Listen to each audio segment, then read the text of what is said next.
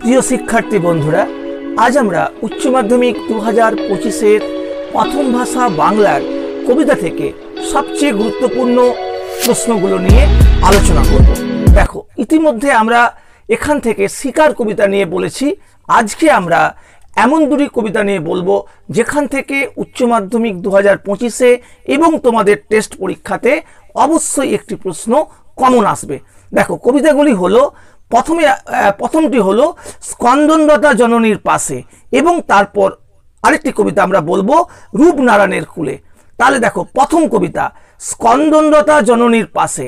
এখান থেকে সবচেয়ে গুরুত্বপূর্ণ প্রশ্ন হলো 1 নম্বর, আমি তা পারি না, কবি কি পারেন না? যা পারি কেবল, কবি কি পারেন? 3+2।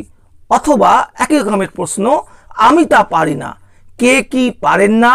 না পারার বেদনা কিভাবে কবিকে আলোড়িত করেছে তা কবিতা অবলম্বনে লেখো। 2, স্কন্দনলতা জননীর পাশে কবিতায় কবি জননীকে স্কন্দনলতা বলেছেন কেন? এই পরিস্থিতিতে কবি কি করা উচিত বলে মনে করেছেন? পরে 3 নম্বর প্রশ্ন দেখো, আমি কি তাকাবো আকাশের দিকে বিধির বিচার চেয়ে? কি অবস্থায় কবি এই মন্তব্য করেছেন? কবি কি করতে পারেন? আর শেষ প্রশ্ন 4 নম্বর, কেন ভালোবাসা, কেন বা সমাজ, কিসের মূল্যবোধ? কবি কেন এই প্রতিক্রিয়া দিয়েছেন? কবি কি করতে চেয়েছেন?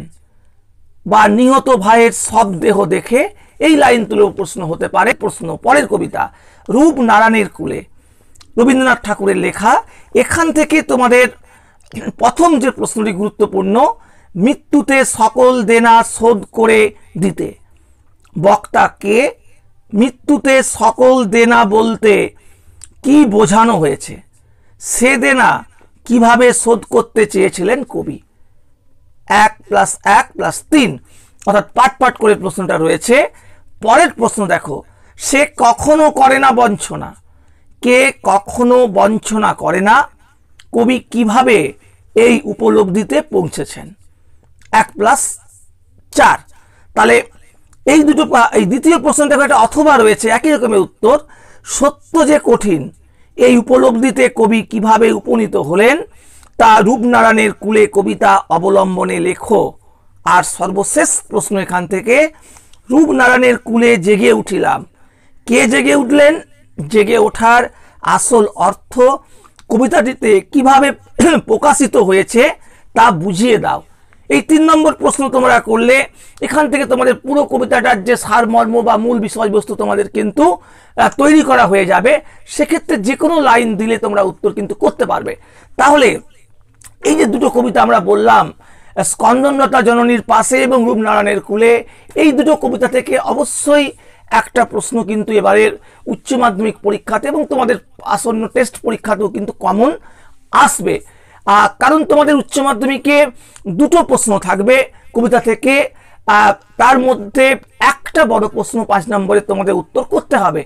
আর 2024-এ তোমাদের দুটো প্রশ্ন অলরেডি চলে এসছে, অর্থাৎ আমি দেখি কবিতা এবং মহুয়ার দেশ কবিতা, এই দুটো কবিতা থেকে দুটো প্রশ্ন কিন্তু চলে এসেছে। সেই কারণে আশা করা যায় এবারে যে বাকি 3টে কবিতা রয়েছে সেখান থেকে যে কোনো দুটি কবিতা থেকে প্রশ্ন আসবে।